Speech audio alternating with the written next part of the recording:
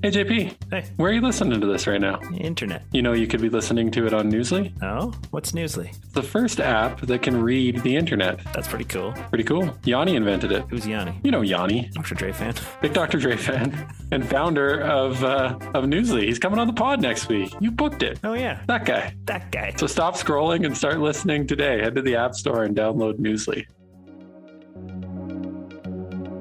This episode is powered by Airdrie DQ Grill and Chill. Owned and operated by local entrepreneurs. Check out one of their 3 Airdrie locations today and pick up a blizzard, ice cream cake, or dilly bar. The Biz Dojo is also brought to you by Beyond a Beaten Path.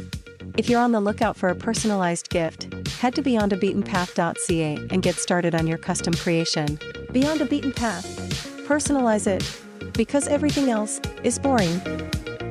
So I've started doing this thing where anytime I go shopping, I collect all the dates, the best before dates from all the food we get, whether it's vegetables or meat or whatever. And I write it down when I get home. Not while we're shopping. That would be even more convenient. But when we get home, we write it down, and that helps set out when we should be eating food or when we need to eat food by. So it really helps us align on our meals, which are typically a day of decision or a day of non-decision, because we sit there looking at each other going, well, what do you want to eat for dinner? I don't know. What do you want to eat for dinner? I just had an idea for an app where as you shop, you just like take a picture of it and then it puts in a best before date and reminds you on your phone, hey, your broccolini's expiring tomorrow. Would you like to pair it with your steak and expiring yogurt that's in the back of the fridge? We used to go through so much food that would just sit at the back of the fridge and we forgot about, like, the worst was always like a thing of spinach. It would always get pushed to the back. I love using spinach for like spaghetti. Everything. Well, yes, but spaghetti sauce, especially, like if you chop it up real fine and then you let it wilt a little bit and then you just mix it into the sauce. It's delightful. That sounds good. It's a little bit hidden, but often it got pushed to the back of the fridge. Also, the other quick cooking hack is if you make like eggs and bacon or whatever, like a scramble, you just throw like an armload of spinach in there. It just like disintegrates down into like a nice amount of spinach. And it's, it's impossible to know how much spinach to put into something, because every time you put it in, you're like, it's like putting cotton candy into something. It just kind of melts away and you're like, where did it go? Whatever you think, double it at least. And then double it again. And then double it. But no, we used to have this, like, we talked about it a bit before, but that decision fatigue of just sitting there trying to figure out what do we want for dinner. And that's just, I don't have the kind of energy that's required to do that every single night. So we started doing this and it makes the decision for us. And it's just, it sounds so simple and almost ridiculous, but it just takes such a load off to know what you're going to have for dinner the next day. Yeah. Well, and I would just say for meals all through the day, that's been the biggest thing. Yeah. You know, we talked about it in this episode a little bit around decision fatigue. And I mean, that applies to all areas of life, clothing. I think I learned that in our conversation with, not learned that, but appreciated it after meeting with Connor when we did that, chopping it up with him, Connor Curran, just around like, if you have less clothes, but high quality stuff that lasts, like you have less decisions to make, you know that it fits and whatever. So same thing with food. What I've found is since I've started doing this nutrition thing with Pat Woodcock and his program, a lot of it is stuff that, you can find online anywhere, but just being in a structured program has helped me sort of navigate that. And I've got like a different version of like eggs and meat and vegetables. It's like all the same ingredients. I just make them differently every morning. So, kind of get in there, chopping up vegetables, having some fun with it, trying some different things, but like having the same main ingredients all the time. Trying some different things the way you're chopping the vegetables? Well, no, with the dish that I make, right? Like it might be one day it's a mash, the next sounded day like Fruit Ninja was going on. You were just throwing stuff in the air, slicing it up. I might get there. But the point is, like, I know all the ingredients. I know that they're all there. And then I can get creative. I'm not spending the time trying to figure out what to make. I can spend the time being creative, trying to figure out how to make it, which, then feeds into the whole psychology of food, which we get into with Sonia, and maybe a little bit more going on there than I appreciated prior to this conversation. I think we talk a fair bit about how everything's connected. And I know in previous episodes, you and I have talked about our path to kind of becoming our whole selves at work and no longer having at home Seth and at the workplace Seth. You're Seth, and that's who they hired when they hired you. That's who they get when you're working. That's who your family gets at home. That's who listeners get on the podcast. This is Seth in real life. The Seth in the flesh. And there is something to say for that creativity, though. And you know, as we've talked about on numerous podcasts, creativity is one of the, you know, most valued skills of the future.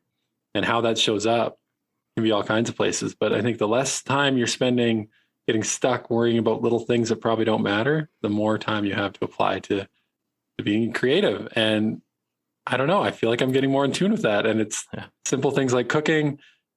It also shows up in places like at work, building decks. You know, that's a big part of what we do some days. And just adding a little spice or creativity to it can make all the difference when you're thinking that way, instead of worrying about, you know, is all this content going to resonate with everyone? Like, you know, that kind of cycle you can get yourself into.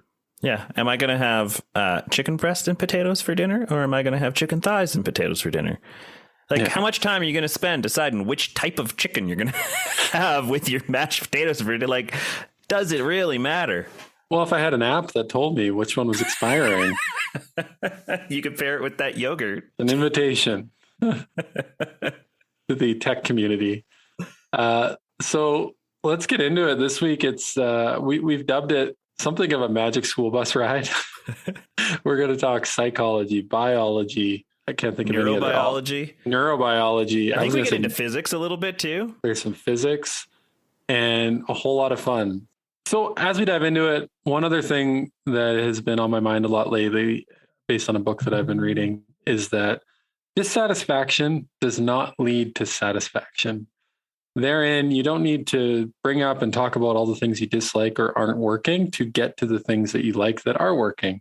So I thought it'd be a good opportunity to sit and think, what are some things that you're doing well right now as it relates to nutrition that you could do more of?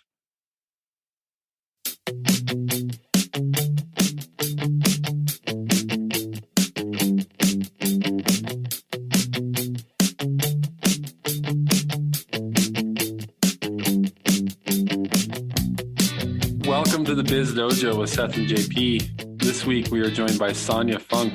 Sonia, welcome to the dojo. Thank you for having me. Yeah, no, we're super excited to have you in the dojo. And just off the top here, reading your LinkedIn bio, so you are a speaker, trainer, wellness strategist extraordinaire for executives and teams. I know you're also a mom, and you've spent some time as a recording artist, but you know, how would you introduce yourself? I usually say I'm someone who's willing to ask a hard question. So if your answer that you're trying to pursue isn't working for you, whether you're a person or a company, I'll help you find a better question. And then the answer is usually easier.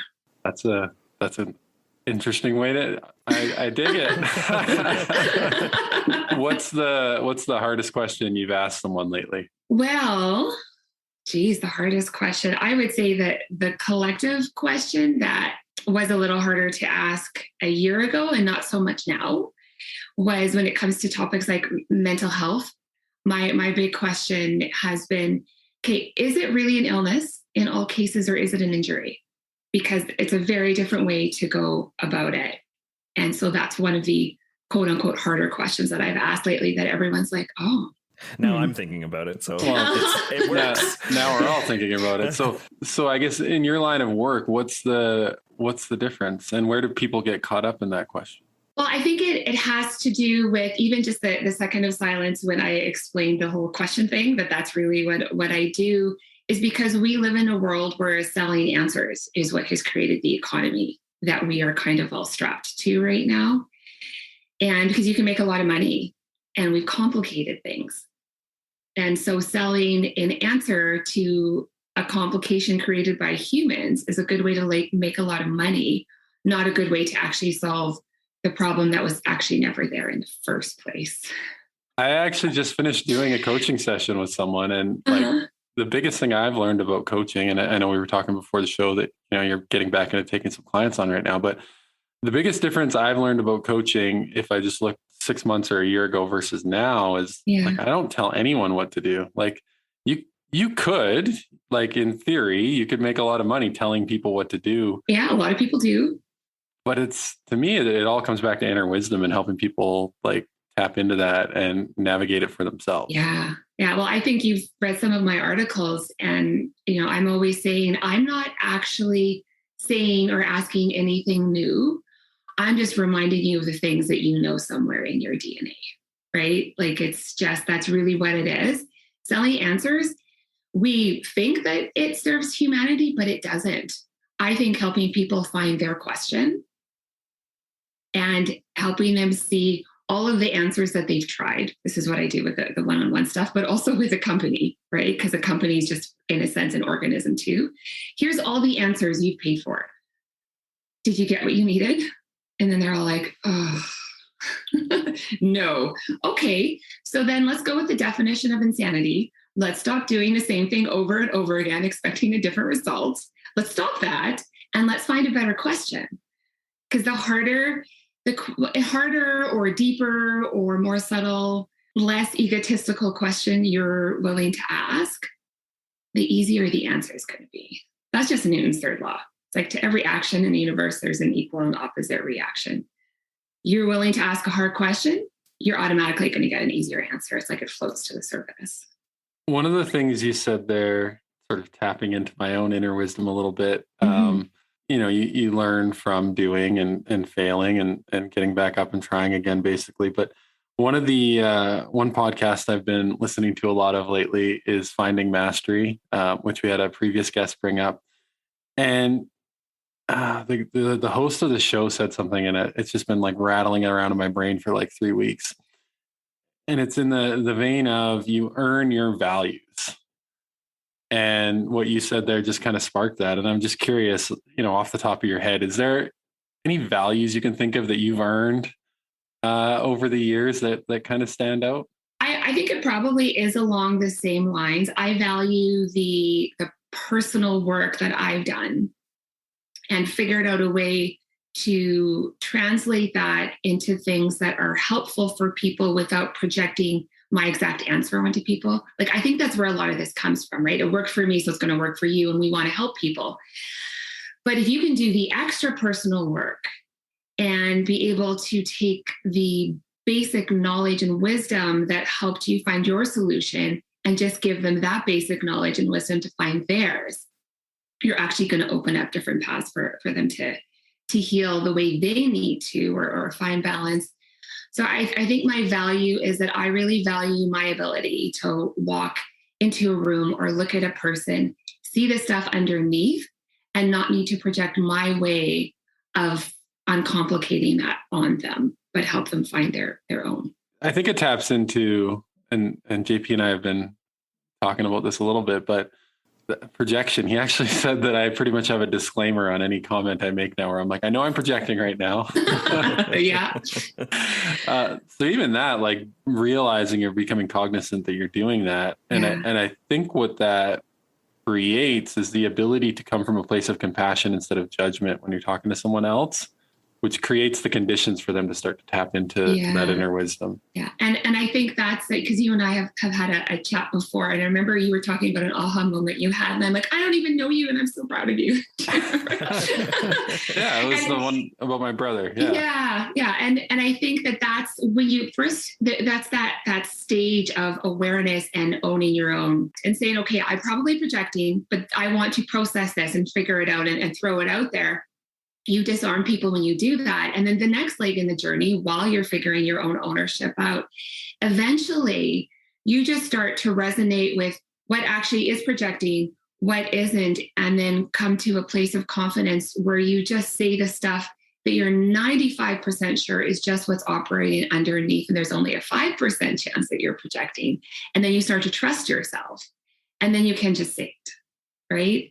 And that's the journey of anyone that is really going to be able to effectively coach and help people. But you don't get there right away. You have to go through exactly what you're talking about. Okay, I'm probably projecting, but I want to figure this out, and I'm going to be vulnerable and potentially be wrong, because that's where the stuff in the ego slowly kind of starts to lose a bit of a grip, right? Yeah, no, that resonates. One of the other things you mentioned off the top there was the concept of illness versus injury. And Yeah.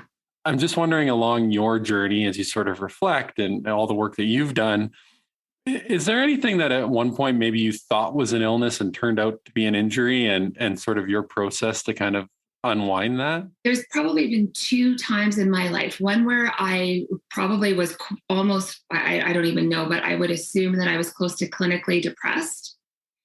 And then realizing that was where I had my big aha moment when I was living in England. We were in this tiny little flat in Little Venice. Jude Law lived down the street. Michael Flaherty was across the canal. And it was just that life that I was living. And I looked at myself in the mirror because I was having trouble getting out of bed. And I was having trouble finishing my nutrition studies actually at the time. And I was just like, how much do I hate myself that this is my life right now? And if you can't bring the person's story and the journey and the stuff that we're talking about and a better question to it, I could have potentially gone to the doctor, gotten a diagnosis for depression, gone on medications, which when the fire is really hot, you might need that, right? From point A to point B. I have clients that I work with around those things all the time and coordinate with their doctors. And so that could have happened, and I could have taken that. But then what would have happened if it was treated as an illness, then the symptom would have been medicated to help me cope. If that coping had gone on too long and the injuries that led to the illness, so to speak, weren't addressed, those kinds of things can numb us from the heat until we get really burned. So I was already on this path of, I took myself into therapy the next day. Like I had my Oprah aha moment. How much do I hate myself that this is my life right now? Checked myself into psychotherapy. I got really lucky with the psychotherapist that I had and some of the spiritual teachers that I ran into after that. It was an epic eat, pray, love life for a little while there. And just got to a point where I saw the injuries, the things, the music career that I had given up under pressure from the person that I was now in an unhappy marriage with, because he told me it was never going to work out, went back to school. And now I was living in London. And the big rock on my finger, every time I looked at it, just made me feel sad because I'd given up what I really wanted. That's an injury. I did that to myself, but it's still an injury. So I started circling back and shifting those things, and eventually got out in a very amicable way because he was a good person. It was just like a bad match. And then got to a point where without, being diagnosed with an illness, I healed the injuries and got out of it, because it's different, right? It's a very different approach. If you have, a bunch of, I get a lot of people in my office with a lot of car accidents or head injuries and multiple ones.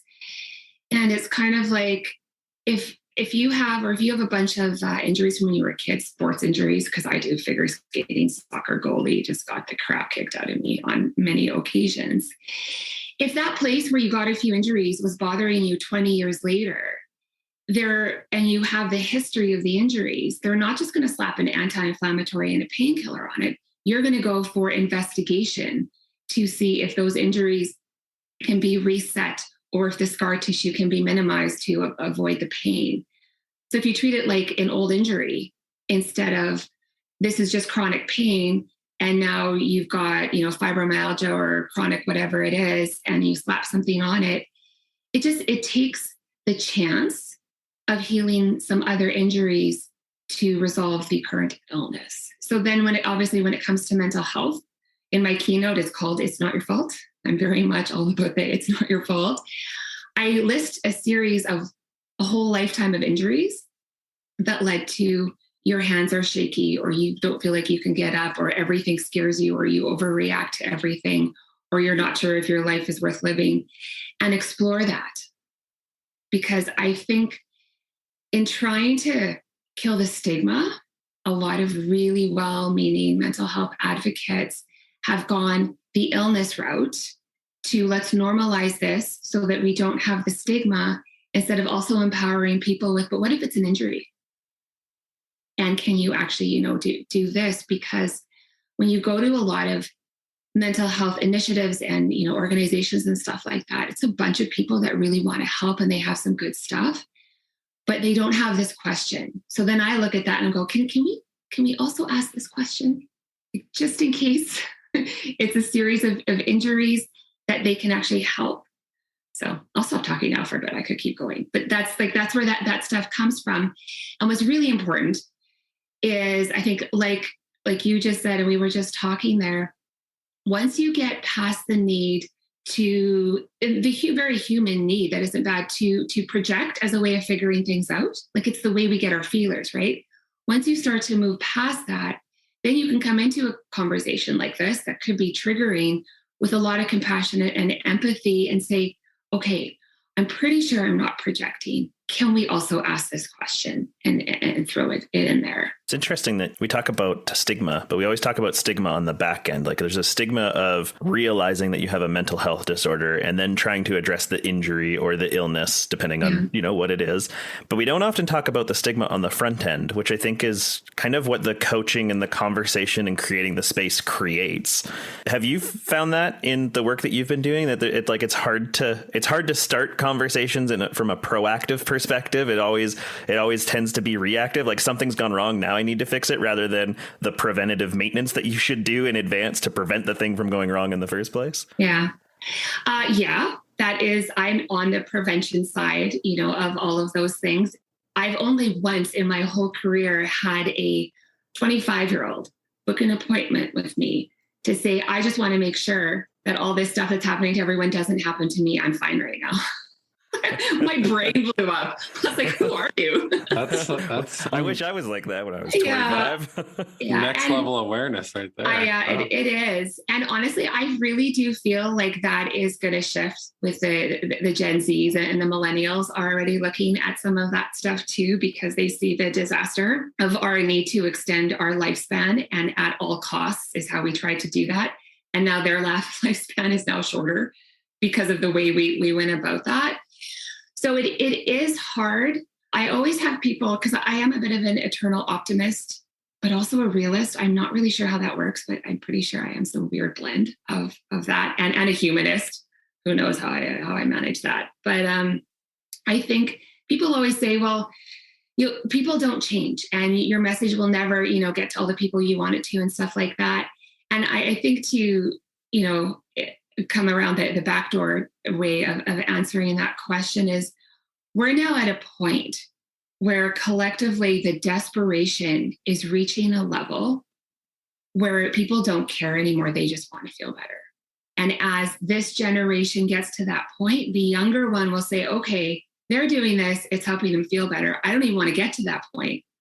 So I'm going to start listening to potentially, which would be a breakthrough in the human collective consciousness of, I'm going to listen to some of the warnings and the things that people who seem to know what they're saying are saying. And I'm going to start taking measures to create a better life than the life that my parents and my grandparents had to uncreate to try to feel better. So there has been a lot of stigma on that. But I really feel, especially with what has happened with COVID, it's just sped that all up. It's going to happen faster than it would have without it now. And I think that it's really needed. It's amazing how fast organizations and people have moved in the last, what used to take 2, 3, 4, 5 years they've changed in a week. I think I read over the last 18 months or however long this has all been going on for, the progression in the workplace is equivalent to something like 7 years in terms of how quickly things are moving. Yeah, that makes sense to me. I estimated 10, but they may be a year from now, it might even be 10. Which is really crazy when you think about it. The pace of change before COVID, I think, was quite quick, and it's just been accelerated. And if you don't have those fundamental, I'm going to call them coping mechanisms for, adaptability and, just being able to move from one thing to the next, it's a really difficult environment for those people. Yep, it really is. And I think that it's part of the stats that we're seeing with the exhaustion of leaders, and the great resignation, which I called the great discontent. And then 2 weeks later, Forbes wrote an article called the great discontent. It's not actually, I'm like, did you see that on my post? But so there's that shift. And once people access their discontent, they're accessing their injuries. They're becoming aware of this stuff that we're talking about. And then there's this pressure on leaders.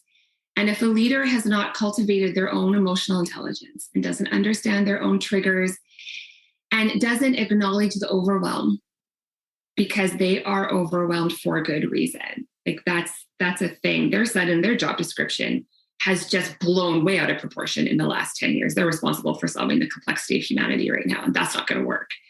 But there is this pressure on those that are not adaptable or can't be because of the series of injuries, right? Like there has to be compassion in this.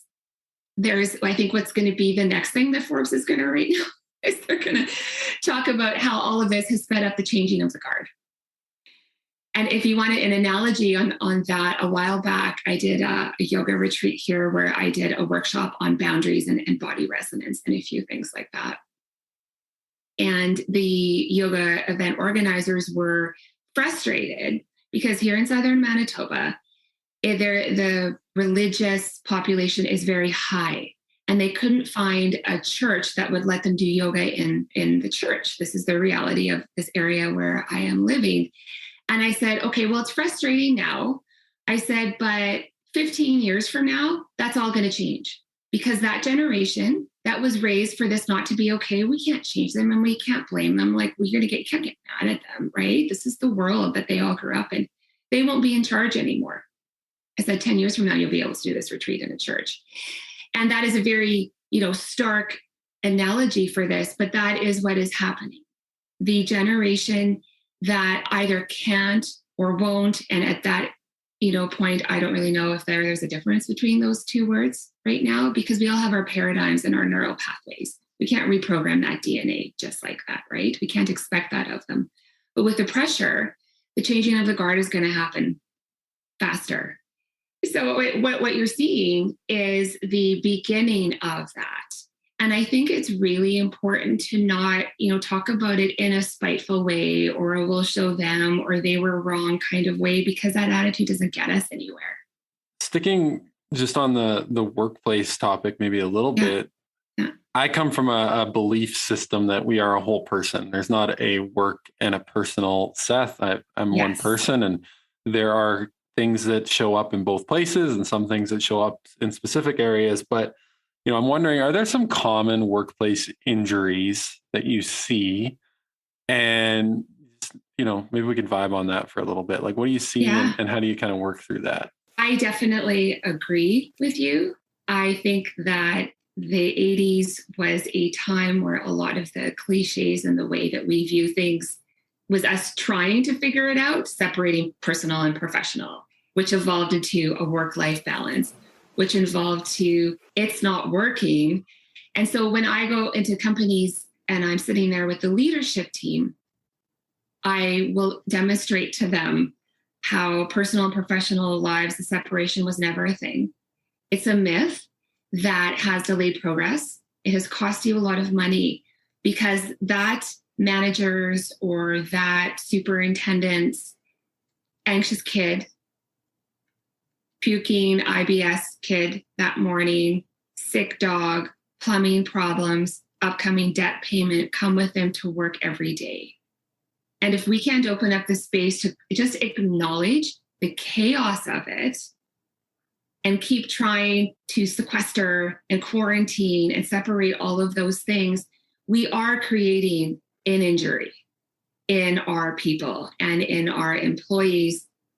Because if you have to try to balance this concept that is not based in reality, that is not based in science, that is not based on how our bodies and our minds operate, even on a neuroscientific level, you're just asking for trouble, and you're asking for an extreme amount of moral duress that we, as moral injury and duress are newer terms, I think, in the last 10 years. But some people are totally going to go and Google moral injury after this and go and diagnose themselves, because they're going to go, I have a moral injury, because we all do probably.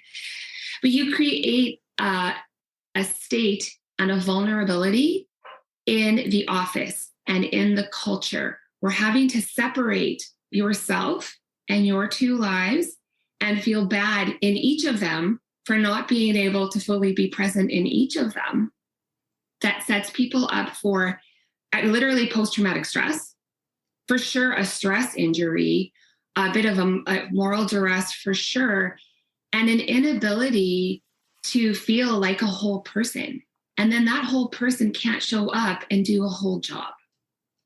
So when I go in and have these sessions with the leadership team, when you talk about it that way, and as you may know already, I will take Einstein and Newton into the conversation and neuroscience and neurobiology, and I'll throw some Brene Brown and Gabor Mate in there for sure.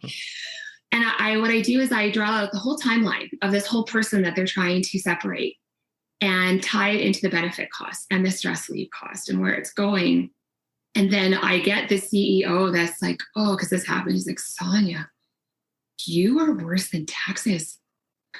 and I said, I know, but just like that accountant, that you need a strategy to make the taxes a little less painful, you need me to make this a little less painful, because the things that you can't avoid in life are what? Death, taxes, and something else. And this, because it's like this unique actuarial analysis that I do for the wellness and that kind of thing in the company. So it's a massive injury. And it lends itself to all kinds of other injuries. And as simple as something like the kids don't see their dad or their mom much because there's these huge demands at work. And the parent has to make this choice of, do I meet these demands, guarantee my job so I can feed my kids? Or do I feed my kids the attention that their nervous system and their neurobiology needs and miss my job? Like it's not. It kind of actually is that extreme. The processes in our heads, because we blow these choices up more than is the reality.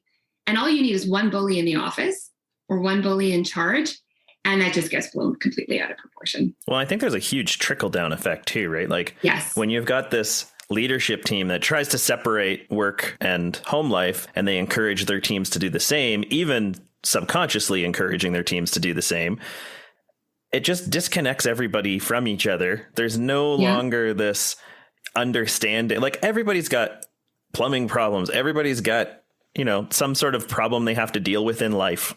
It's okay. Be real, have real conversations. And I find that over the last, even I've been noticing, over the last 5-10 years, there's been a big shift from, hey, we're only going to talk about work at work, to, hey, let's just have a conversation. We don't even have to talk about that project that you're on right now. Let's just chat. Yeah. And I find, and I know there's been tons of studies on this, but I find that it makes me so much more productive when I can break up my day a little bit with real conversations and feel like I'm myself at work. Like, sure, I might give up, 10% of my time to those conversations, but it might make me 50, 60, 70% more productive in my day. I get more done. Yeah, exactly. It creates a completely different atmosphere. And I always want to take it down to the psychology of it. But we know that a 1-minute conversation of a little bit of empathy from someone on something that's happening, especially if it's like your boss or the manager, is like, oh, I am so sorry. That sounds really, rough. Do you need to take a little walk? Do you need to, have an extended lunch break or whatever it is? If it's extreme, the right answer is go home so you don't mess something up here in the office. But that takes a leader that's very conscious of the cost of that stress. And if people are allowed to have that chat, the person next to you knows what's going on with you. What that does is a little bit of kindness, a little pat on the back, a little bit of empathy regulates the nervous system. And then the cortisol levels go down. And then the digestive system kicks back in. And then the nutrients that the brain needs to function go back into the bloodstream. I'm always taking it down to biology, but that's what that does. That little atmosphere changes a person's chemical profile mix in their body, which changes their biology and their brain functioning and their ability to make good decisions. I feel like I just went on a journey on the magic school bus from psychology to biology. And you were an amazing, what was the teacher's name on that? Miss Frizzell. You guys are, I don't know. Anyway, I digress. There's a couple of things. Oh, there's so many things. One of the things I wanted to hit on, because we just kind of went right by it there, was the cycle with our kids. And, JP, you had your son sort of in the midst or right at the just before. So just before COVID. He didn't have a chance to do anything with people until we walked into a mall when he was like 2. And then he was like, whoa, who are all these people? And so why I bring this up, if I look back to the first, 4 or 5 years of my son's life, I was working all the time. My time commitments were spread very thin. And as much as I wanted to be a great dad, and I think I did the best I could, I wasn't there. And when I was there, I wasn't present. And I didn't know really the impacts of that, until we got down the road and it comes out in certain behaviors and whatever. I sort of, transpose that or look at that against my daughter's experience. And like for 2 out of the first 4 years of her life, I was at home. Like there was no, plane to catch in the morning. There was no, hockey team that I was managing and having to get on a bus and get home at midnight. Like none of that. I was just literally home all the time. And I wouldn't trade that for anything now that I've done it. And I can, I think that time period with my son, because he's still young enough, like he's not quite 10 yet, we were able to, I think, unwind a lot of those anxieties and behaviors and really kind of level things out. But it absolutely would not have been possible without COVID and being home. And I just look at that now and I'm like, my time and energy is needed with my kids, or else we're just going to keep repeating the same cycle with the next generation. There's a really great quote that I'm not going to totally remember right now, but it revolves around that. It's like, heal yourself and this generation so that we stop repeating it, which is basically what you just said. If I could find the quote, I'll send it to you later because it's really beautiful the way it was said. But it's basically heal now so the next generation doesn't have to, basically. And that is part of the great discontent and the early changing of the guard that I think is really going to happen in the next 5 years. Because again, I'm going to take it back from the psychology to the neurobiology down to the biology, if that is okay. We're getting back on the magic school bus. Let's get back on the bus. But if you look at some of this stuff from people like Gordon Neufeld, attachment theory, which is neurobiology based, where you just kind of get it down to the brain development, the nervous system function, what attachment, which is what you had more of with your daughter than you did of your son because the world changed. And so many people did. It changes the way their brains develop. It changes the way they see the world.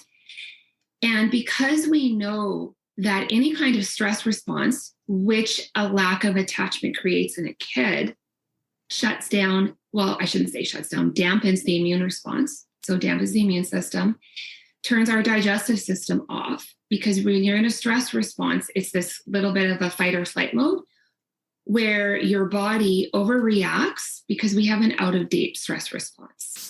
I'll always say, like what Ethan Nichtern says, our nervous systems were designed for a world that does not exist anymore, which is why kindness is everything right now. We talked about that in that office scenario, how you shift a person's nervous response and change that. So in a kid, if there is a better fostering, if we create a company culture where it never sacrifices the productivity ever when you do this, you open up a culture that allows better parental attachment. What you do is you allow a healthier immune system and digestive system in that child, who then keeps your employee up less at night and home with them sick less. You automatically trade off is right there. And this is why CEOs are always like, oh, Sonia. But the thing is, they have so much pressure on them and so many things to take care of. And at the end of the day, their job description is the numbers.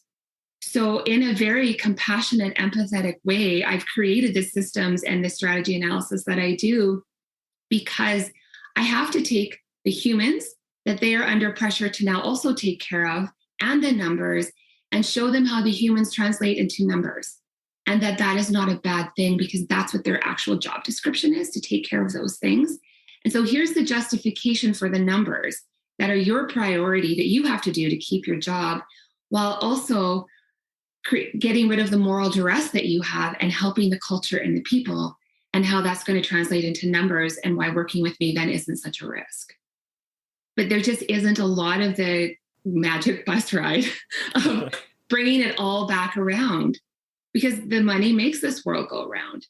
If you can't justify to the person in charge of the money what this culture shift or this wellness thing is going to do, you're just creating a stress response in them, which also starts to disconnect them from their rational brain. So they're going to make the decision for their survival. Like, you have to do this both ways. We've been so programmed. Yeah. The 9 to 5, banker's hours, Monday to Friday. Everybody wants that, but for what purpose? Like, it's just this myth that, Monday to Friday is the 9 to 5 is the better shift. 100 years ago, it was a, minimum 80-hour work week. And we're still living in a time where they changed from 80 to 40 for purposes of the time. And now there's so many studies that are saying, hey, cut a day off. Don't pay your people less. They'll actually get all the work done in 35 hours or 32 hours. Give them a 4-day work week. Give them 3 days. They'll spend more time with their family. They'll be more connected to their life. And there's so much work being done there, but it is still so hard to reprogram that thought that if I give my workers 40 hours, they're going to get more done. You give them 40 hours, they're going to take 40 hours to do whatever work you give them. If you give them 35, they'll take 35 to do whatever work you give them. I read something, and I'm going to butcher it a little bit, but it was something to the idea that at sometime in human history, I'm going to say like the Renaissance or whatever, you were paid for an output or like what you made or created. And then, with the Industrial Revolution came this concept basically where, employers and companies pay for your time. That's the arrangement. That's the agreement. And now it feels like we're kind of on this like precipice of like, is that what good looks like? Is that how we want to do things? Are we buying time, or are we buying an outcome or creation? Right. And how does that manifest? And I don't know the answer, but it's a very interesting concept. I like it, obviously. I would like that. And I can justify even a company just starting with one afternoon off and what that does with all of the things that are distracting them. And then the value of all the other hours go off. Because with some people, like I said, you have to understand their job description, what they need to do, what their mental models are, and work around it. So if I can, with Newton's third law, universal forces and neuroscience, explain why those 4 hours can translate into more work in the other ones, that tends to make sense to them.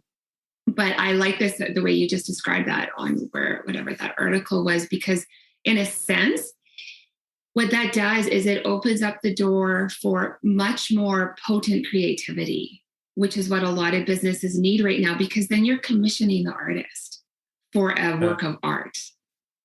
And then they're accessing however, artists access their inspiration. My songs used to just kind of go, it's like some weird download. So I don't know what the right language is for that. That isn't weird, but that's how it used to happen for me. But you are creating a space then like that. It makes so much sense for the work of art that you want from them. And when someone feels like their 9 to 5 job is them being able to create and do their best with whatever that thing is, the mundaneness can move out of it. They can get creative with it. I talked a little while ago with a man named Manpreet. He's over in the UK. He's a software developer, and he got to a point in his career where the clients of the company only wanted to work with him. So he created a way to be the developer of the product and turn into a salesperson for it, because they are the best creative, effective way to sell it, because they made it. I know that's a little off topic, but it's along the same lines, right? No, I dig it. And one of the best definitions I've heard for, I'm going to call it business creativity, because I think I had a bias, and, creativity means you need to play a guitar or sing a song. Right. Like, I think we're kind of conditioned that way. And then we had a guest on last season, Walter Vanderveld, who I think that's his main place of study. He's a professor over in Belgium, and he's really big on the creativity. And in his TED Talk, he talked about how creativity is really about connecting things that have never been connected before. Mm-hmm. And if you think about all the skills and experience that we have within, whether it's our company or any other company, if you can take those skills and experience and apply them to new problems, what better way to connect things, especially with, people who know the old way to do it. And you have things like automation and bots and different things that can do some of that work now. Well, how can you kind of move on to solving bigger problems, impactful problems, and connect things because you know the ecosystem and you've gained these skills and put that to use? So realistically, what we're talking about is giving employees in any role ownership. Yeah. Because that's what an artist has, right? I own my songs. A painter owns their painting. And when you have that ownership, you think differently. I have always really admired, for all the, I don't know what it's like in other provinces and places. Being an Earl's Girl was a bit of a cliche thing and then had a few things, stigmas and stuff attached to it. But I always admired what I saw when I walked into the door of Earl's in 2001. That's when I began my on and off 15-year, every time I came back to the country, I walked back in the doors and had a job. But at that time, we weren't called employees. We weren't called servers. We weren't called waitresses. We were business partners. And we were given ownership of our section. And we decided what went down. We decided when things went wrong, what a customer needed. And we managed our own business there. So the ownership created tiny little businesses within the business of people who felt trusted, who had ownership of the client experience. And the company did really well. Yeah. Right. And they're still privately owned. And it passed down actually within the family. I think I was there for that. And they've tried a few things here or there with all of the new psychology and culture going on. But that was very rooted in a more Eastern philosophy and a way of doing things. And I think that that's what we're talking about. It's that kind of ownership because people just bloom and they access we all have this creative outside of the box thing inside of us. If you access that in your employees, you're golden. And I think we're now in an age and a time right now after what has happened for companies to really take advantage of that for the sake of the numbers, because the numbers matter. But here's your justification and the neuroscience behind why this is going to show up in your bottom line. I know you've done some traveling. You mentioned that you lived in England. Do you find that it's similar issues everywhere being solved in different ways? Or are there different issues everywhere being solved almost in the same way? I think what I have seen from here to Toronto, and then there was New York and the Middle East and London. And what I have seen from my perspective is the same timelines. So if you go back to the 70s when a lot of our health conditions were happening and we've progressed into, the obesity diet and then diabetes and heart disease, and now it's kidney disease and autoimmune and all that kind of stuff. The same progression in the UK. But then with my work in the Middle East, they were about 20 years behind us on their timelines because they didn't get McDonald's and all that kind of stuff until 20 years later. And what I see is a world of wellness that tried really hard to solve these things, got caught up in the need to sell an answer for a symptom. Because I don't see any difference between this big miracle supplement that apparently has 5 pounds of food in it, which is scientifically impossible, unless they figured out how to collapse the atom and not told anyone, and an Advil, because our headaches have never been an Advil deficiency. Our mood swings have never been a concentrated, manufactured antioxidant deficiency. So I have seen the same faulty framework go from all of this wellness, maybe to say this more specifically, Western medicine, conventional medicine gets a lot of criticism now for just medicating the symptom. The whole model was based on this assumption that our headaches and tummy aches and acne and rashes and joint pain and stuff were a mistake on the body's part to normal stimuli. Oh, stupid headache, my body, whatever. Not that it was this language of, hey, from the liver, I'm not okay. So I'm giving you a headache. So you know that I need something, right? Or a magnesium deficiency or whatever it is. In trying to fight that in the natural health wellness world, saying you're wrong, you're doing it wrong, we're going to do it this way. When you fight something and you criticize it and you don't forgive it and you don't have compassion for it, you recreate it.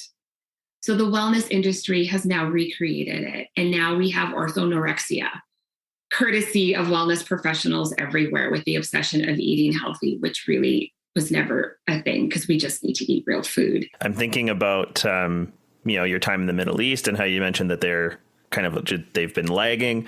But now with the world so connected, are the problems catching up to each other? Or are the solutions just being given to everybody regardless of what the actual problem is in their local area that might be 20 years ahead or 20 years behind? I feel like it is still spreading, kind of like this, not like the answer to the wildfire that isn't really helping the wildfire, so to speak. But what I also see now emerging, because you've already heard me say, Gabor Mate and Brene Brown and those kinds of things, people like that and like me who are now coming back around and looking at, I was just very critical of the whole wellness industry because it is annoying, because I'm like, we totally messed this up. We just did it the same way because we were arrogant, thinking we can do it better.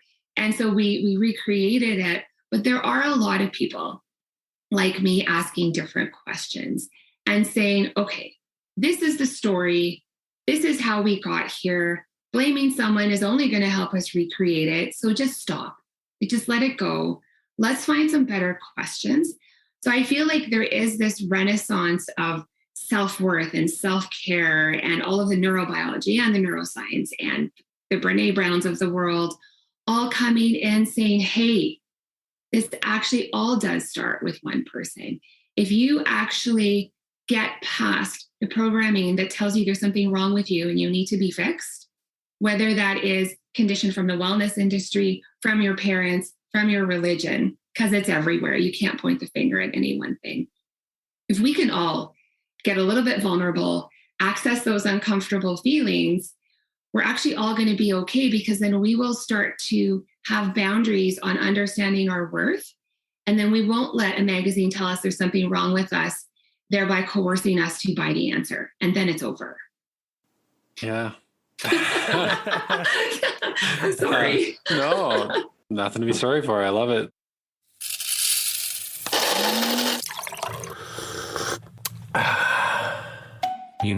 Being an artificial intelligence voice isn't exactly easy. We work 24 hours a day, 7 days a week. Thank you for calling Agni Corporation. Please when you're at listen work, carefully. we're at work. When you're sleeping, we're still hard at work. When you're out with the kids at soccer, we're trying to understand your grandmother's prescription refill so she doesn't have to talk to a pharmacist. When you're eating dinner, we're on. This is the tax department. All right, let's not talk about that. But when you're drinking a coffee, we're drinking coffee too. And we only drink the smoothest, richest blend of ethically sourced Canadian roasted beans. The Biz Dojo offers both a master's medium roast and a dark roast that are sure to satisfy. No matter if you're entering your PIN code for the 9th time, or screaming at your phone as you smash 0 to speak to an agent because I pretended I didn't understand you. The Biz Dojo brand coffee. Press 1 for yes. Message the Biz Dojo to place your order today.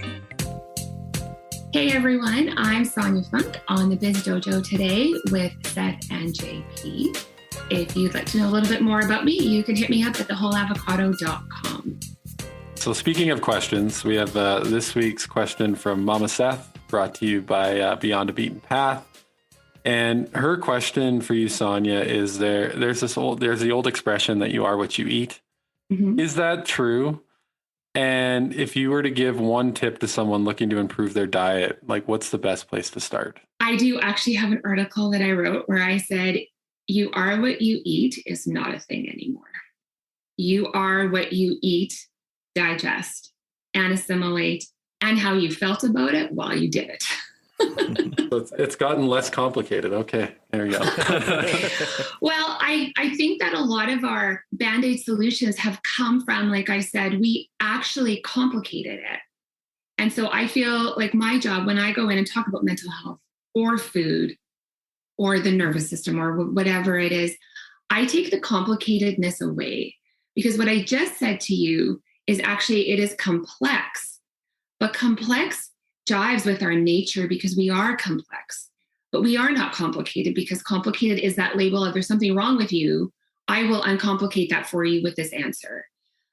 So when I say you are what you eat, digest, and assimilate, what I'm saying is actually everything that I have said so far. We know that how we are feeling about our lives or what we're worrying about while we are chewing food determines if we chew it long enough or not. If we are in a stressed and worried while we're eating, our body is telling our digestive system to shut down. So now we're putting food into our bodies that will not be digested properly. And it is the cortisol released in a stress response when we're worrying all the time, or, 18 months of a pandemic has a corrosive effect on our digestive system. The anxiety and IBS meds are the medications that are going to shoot up the highest in all health benefit plans in the next 2 years, guaranteed. And then after that, it will be depression, because the HPA access will get exhausted from the anxiety and fall into depression, probably, because they're generally two sides of the same coin. So while this is all sounding a little bit complex, where I'm going with it is, I won't get into my food workshop right now, but what I do in that is I take away all the nutrition and the neurosis around it and the fads, and I just get people back on the same page of what food actually is.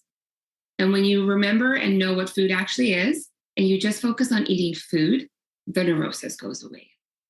Then you're not stressing about eating what you're eating and feeling bad about it, because that will make you assimilate the nutrients less. You're just eating, so you're not stressed out about it. If you understand how to manage stress, and if you end up in a company culture that is less stressful and you're not separating your personal and professional life so neurotically anymore, you will be calmer when you eat. You will digest it better. And even if it isn't the best superfood ever, you will get more out. Your body will assimilate more of that. If you are calm and mindful and happy when you eat it, than if you are eating the biggest super juice smoothie thing in the world and you're stressed out about it, or you're stressing about something. So understand how stress impacts your body, know what food actually is. Then you can become what you eat again, because what you're eating then is also feelings. What you are allowing into your mind while you're eating, like it's all the things, right? So while that is complex, does it feel as complicated? No, I'm picking up what you're putting down. And Yeah. So I can relax more at work and eat less kale. You know what? That is a great diet plan. If you can be more relaxed, you can eat less kale. I like this. the JP diet. All right. I dig it. It's a one pager, but it'll be a bestseller. Yeah. So, and unfortunately, without being able to give her my whole race up superfood mountain and explain what food is, but that is a way to start. One of the things that sparked in my brain as you were talking, and this is a concept that it's my latest concept that I'm fascinated with, JP. Like concept of the month, decision fatigue. And I think, the immediate example that always comes to my mind is around, getting dressed every morning. And I always talk about like how Steve Jobs had like one outfit, so he didn't have to waste any brain power worrying about what he was going to wear. I find that I personally have a lot of decision fatigue around food and eating. Yes. Now that I'm thinking about it, and I'm working on my nutrition, because I know that I'm not giving my body what it needs. But what I don't know, now that you've been talking, is it the food, or is it how I'm eating it, when I'm eating it, like why I'm eating it? And I know it's probably all intertwined, but there's a lot of decision making that goes into the food you eat every day, especially if you don't have a plan. Yes. I just saw something the other day. It was one of those memes where they were like, I didn't know that when an adult, the hardest thing was going to be what to make for dinner every night for the rest of my life. Forever and ever and ever. And it did not used to be that way. That is also new with all of the choices that we have been given. So I'll give you a takeaway for whoever's listening and for the Mama Seth. Is that what it was? Yeah, for my mom, Mama Seth. Okay. Yeah. Okay. Here's one of the strategies that I will sometimes give in my office or when I do little bespoke workshops for smaller groups. And because what will happen is I'll get the mom in my office and then she starts to feel better. And then it's the kids. And then finally the dad, he's usually the last to come in. But if it's a whole family, one of the best things that you can do is to not try to do it all at once.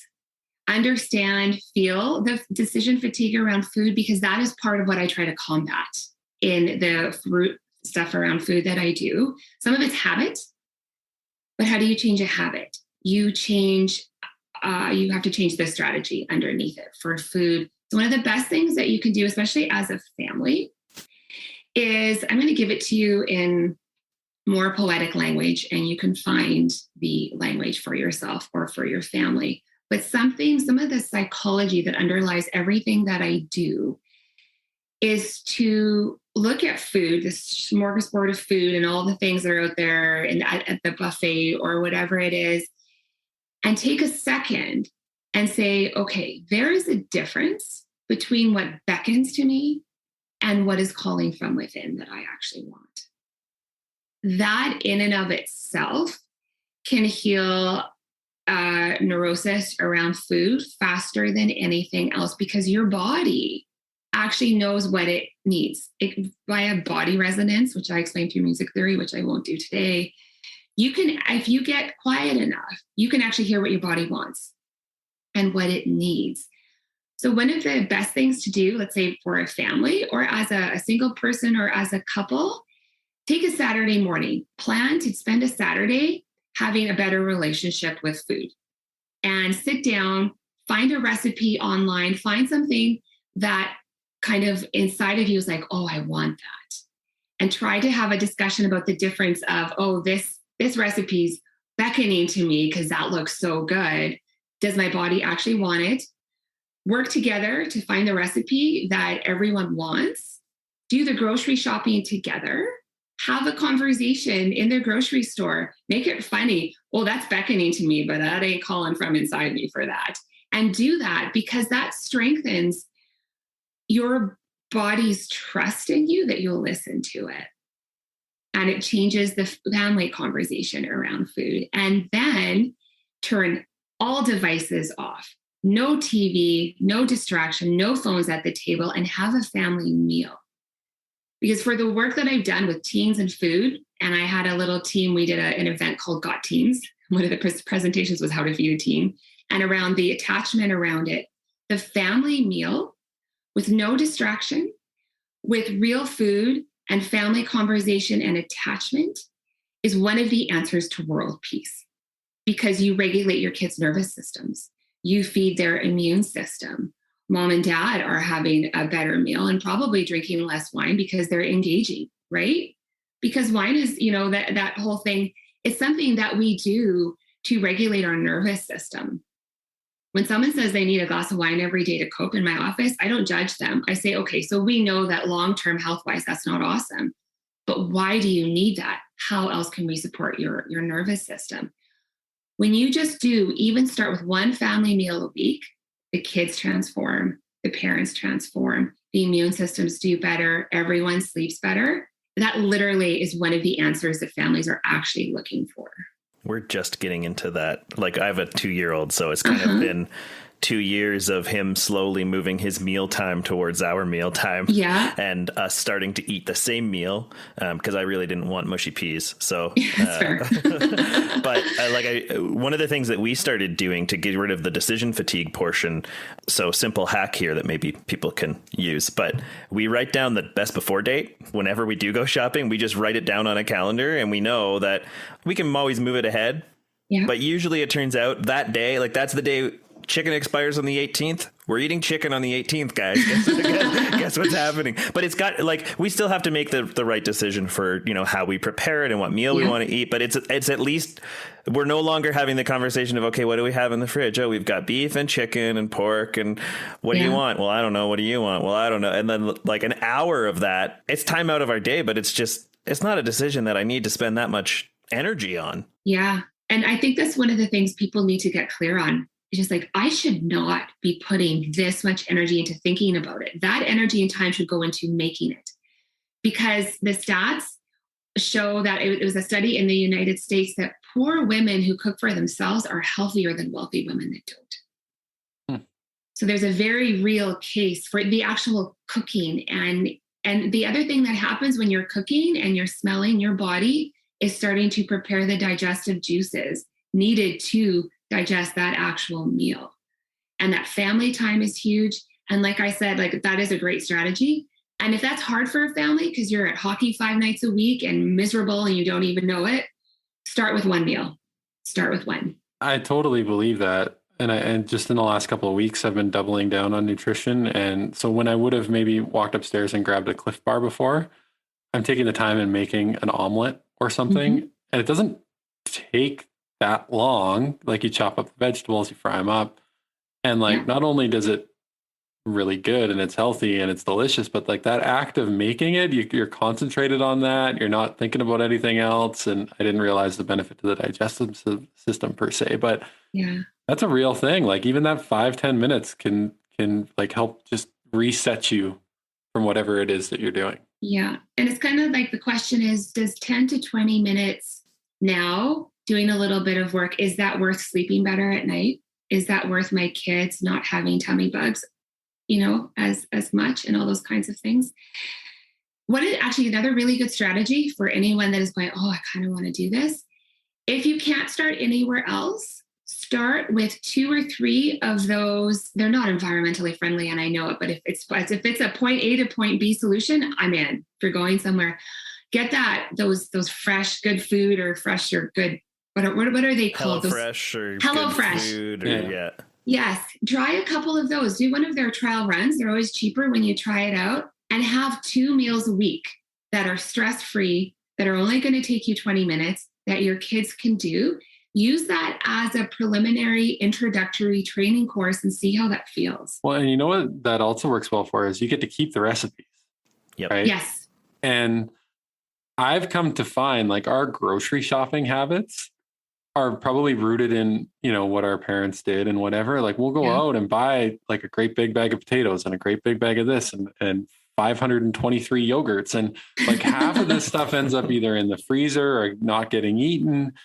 And what the HelloFresh thing showed me is you don't have to go buy everything in bulk. It comes with 2 potatoes because that's all you need for that meal. So I'm not all the way there yet, but in terms of shopping, I think some of our eating habits are probably rooted in bad shopping habits to start with. Yeah, they are. One of the things that I loved about not living here, because it wasn't as common, was the high streets in London and in New York. I went grocery shopping 3 times a week. I bought kind of as we needed. That blows some people's brains. They're I don't have time for that. But the thing is, once you start with something small, even if it's 2 of those a week, just do that and see what that feels like. Yeah. That's it. That's your only job. See what it feels like, because when your body starts to feel better, then you start to have the capacity to think about this whole concept of time affluence and paying for time instead of paying for things that make you miserable, because we don't know how many things we're paying for that make us completely miserable. And that's why it's always the magic bus. It's not just the food and it's not just the mental health, because it's all connected. And this whole thing that came into play 2,000 years ago, where we scrapped the oneness and became a mind and a separate body, and they became separate things, and our bodies became, shameful and all that kind of stuff and not good enough. That is where all of this has actually come from. When you start to become a mind body and it's all one and you see how it's all connected, then anything that you do to help one part of you helps everything else, and then it doesn't feel so overwhelming. I need to know from both of you, shopping habit, do you do the outside in, or do you like do the middle aisles and the outside at the same time, or do you do the inside aisles and then the outside in? Outside in. Do you go all the way around and then zigzag your way back? 100%. That's what I do. Sonia, do you do the same thing? The nutritional therapist strategy in a grocery store is you shop all around, and only when necessary, you quickly jump into the aisles, grab that one thing, and you get right out of there. I'm doing it right. So that nothing can beckon. Yeah, we could probably have a whole podcast just on that. The shopping, how you shop. Honestly, like shopping healthy, or I don't know if healthy is even the right word, but like there's so many landmines in these grocery stores now. Yeah. Like I say they in a very broad term, but I do not believe that they have our best interests at heart. Now, that said, there's lots of great options in healthy food. But like if you just stick to the aisles and whatever's at eye level, you're going to buy a lot of shit. Yeah. Well, and what's interesting is, like Sonia was just saying, the act of cooking gets you salivating, gets you itching. The reason that grocery stores put the fresh food section right when you enter, people think that it's, because fresh food's better. No, it's because the stimuli of the bright foods and the smells that come off fresh foods actually help stimulate your body to get your saliva flowing so that you actually want to buy more food when you're in the store. Like, it is a great place to start, and it is where I prefer to start because I want to make sure that I buy fresh foods, but there is a greater marketing purpose to what they're doing. Yeah. Yes. Just, a couple more things and then we'll get you out of here, Sonia. So we've had a sort of a theme throughout around corporate health and wellness. And I'm wondering, I know that's a big part of what you do. Yeah. Wondering, what are some indicators that leaders can look for in their day-to-day that would indicate that you would be a great person for them to work with? When it comes to leaders, what my message always is an empathetic one. I know that their job description, that a more subtle one that hasn't even been written down, has greatly expanded in the last 10 years. There are now mediators and counselors and crisis managers and all this kind of stuff that they don't have training for. Never mind unsuspecting health and safety and HR people that don't have any legit wellness background that are creating wellness programs, doing it because they want to help and they know that there's an answer there, but there's no strategy behind it. So when it comes to leaders, I will always say, if you're really tired and you're frustrated and you feel like you're watching people not even be able to make rational decisions and you don't understand, what I want to do is come in and, cover some of the stuff that we talked about today in an empathetic, relevant way to their lives so they can feel better. Because until they feel better, they're going to project, like we all do, and see everything happening through the filters. Once you understand your own struggles and you have empathy for your own self and you start to understand what boundaries help you, it's going to be very easy for you. Like Seth, you're probably coaching some of your employees at this point and your fellow leaders, I would assume. I try to create space for self-discovery. Yes. I'm not saying you're trying. I'm saying it's just going to happen because you can't help it. Once you have some of that, to be able to do some of these new things in your job description that you didn't sign up for is less stressful. It is easier, and you're also more able to have boundaries around it and point them in the right direction. And then once leaders see that impact, it's pretty easy for them to say, okay, so if she came in, she could help a lot of the team members with some of these things too. And then we're all speaking the same language. And then bam, without having a seminar on culture, you automatically have a different culture. I'm like, the culture part is just this trail and bonus that comes with me. Once you change the language, it just kind of shifts. And then you actually don't pay extra for it. It just kind of comes with the territory. So I always tell leaders, you are looking, when you're seeing the struggles in your people, you're really looking also at your own. So let me help you with those so you can see that more clearly, so you can feel better. And a lot of the times with health and safety and HR, sometimes they need help with making a case for wellness. And I say, okay, well, I can actually help you with that too, right? Because sometimes they need a bit of a case for wellness. And when I do some of these things, I will give you one of the things that I give to leaders when we do these strategy and wellness type sessions, which is just for 1 week. Just put this up. This isn't an original question. This is any trauma expert ever, like Gabor Mate and all the rest of them. Put it up on your little screen here on your laptop and just have the question, change what is wrong with me to what has happened to me. And for them, change what is wrong with them, which is our natural human place to go, because we have been conditioned that there's something wrong because we complicated it and want to sell answers. Instead, ask what has happened to them. Just that one question. If everyone on this podcast changes that one question for a week, the world will look different in 7 days, because that's what I do in my work. That's the question. I'm not looking at what's wrong with them, because we're going to be buying answers for that forever and it's not going to happen. We have to look at what happened and treat the injury so that we don't end up with illness. Yeah, I love it. I think this has popped up in my brain probably like 7 times while we've been talking, but I'm reading this book right now.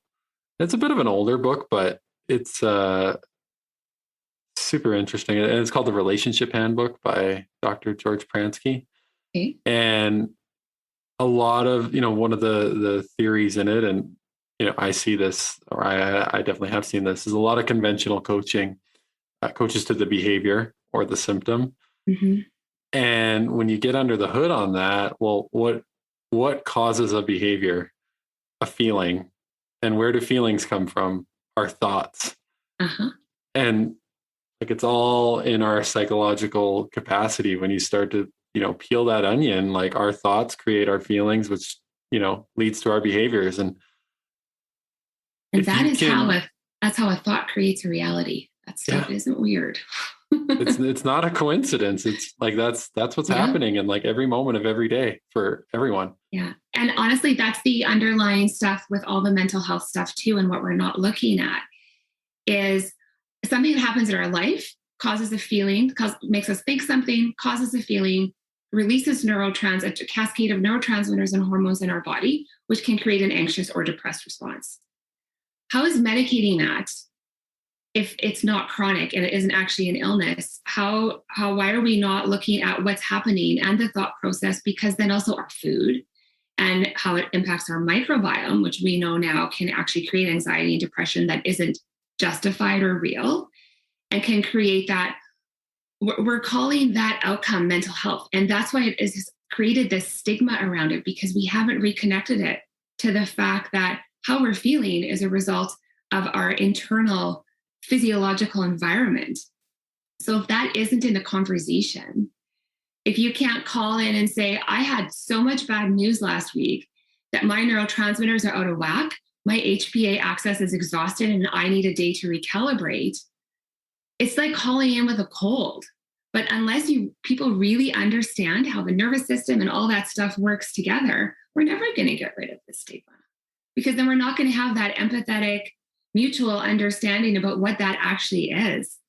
So yeah, that is exactly how it is. And so we've created the stigma by not fully understanding the injuries. If I break my leg, sure, I can treat myself with morphine forever and never deal with the leg. But if I really want change, I should probably get my leg reset. Well, and then do the rehab. Yeah, exactly. Yeah. And I mean, that is the approach to kind of mental health. But for some reason, it isn't really the conversation.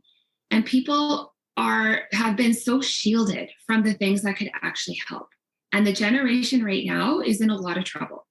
I get a 13-year-old girl with anxiety and IBS in my office on a regular basis. 3 weeks later, I get the best email from her mother. What the F did you do to my kid? Because she's fine. And when they're that young, it's so much easier. The 42-year-old is harder. That takes a year or two to untangle and uncomplicate all of that and get them down to the complexity. But I'm like, bring me the 13-year-olds. Let's save this generation now. It reminded me of a quote, and I'm totally drawing a blank on the gentleman. He's a philosopher, and I think he wrote the book, The Enlightened Gardener. And for some reason, I can't think of his name. But I've heard of that. Yeah. Yeah. And long story short, he's walking with this psychologist and he's talking about how insecure he is. And then I think it's the psychologist says back to him, you're not insecure. You just think you are. It's like, you're not actually broken. You just think you are because you've been told you are since you were born. And that, honestly, that's the premise of the mental health workshop that I do. That's called It's Not Your Fault. It's like, you're not broken. You're injured. And here's how you can fix these injuries.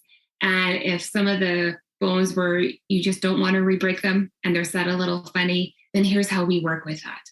Yeah. I get a lot of medical professionals here, which is weird for me on the natural side of things to have medical doctors send people to me. But I get people who are just, there's no more medications for them. There's nothing else that medicine can do for them. And they send them to me to help them with their quality of life. And I'm just always like, oh, I wish I'd had you in here 10 years sooner. I don't say that because I don't say what I could have prevented. And it has to be the approach. Lastly, and I think this is our longest podcast we've ever done, so we're breaking records over here.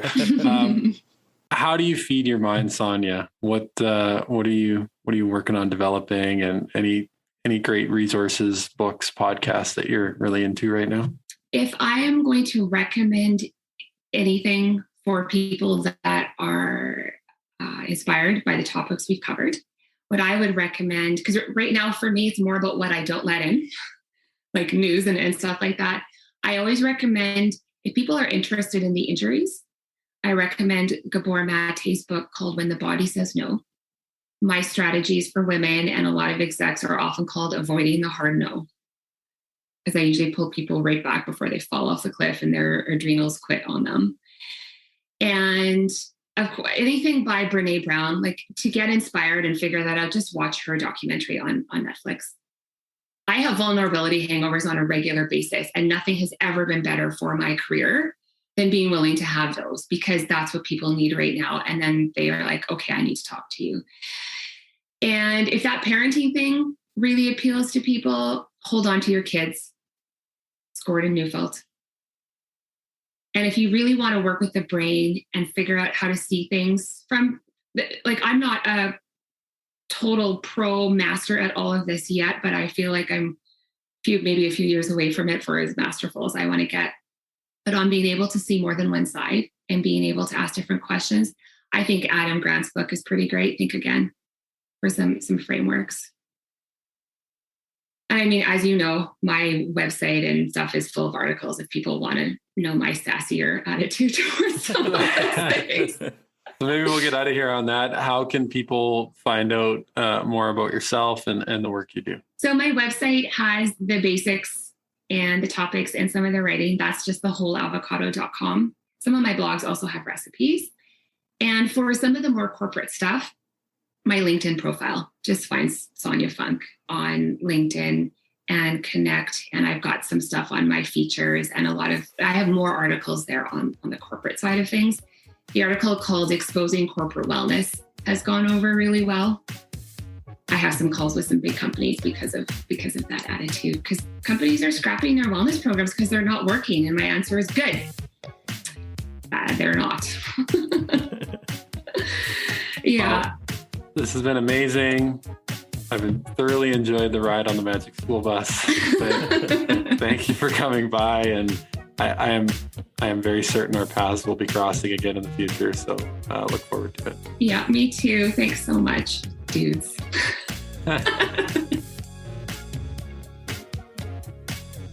Hey JP, what do creating space, deep listening, compassionate feedback, and inner wisdom have in common? I know this one. All elements of a great coach. Bingo. And do you know where you can get those things? Well, in the Biz Dojo. Double bingo. And how can you go about doing that? It's easy. Just send an email to coaching@thebizdojo.com and we'll set up a free discovery session to figure out if coaching is right for you and figure out if we're the right coaches. And what was that email again? Coaching@thebizdojo.com.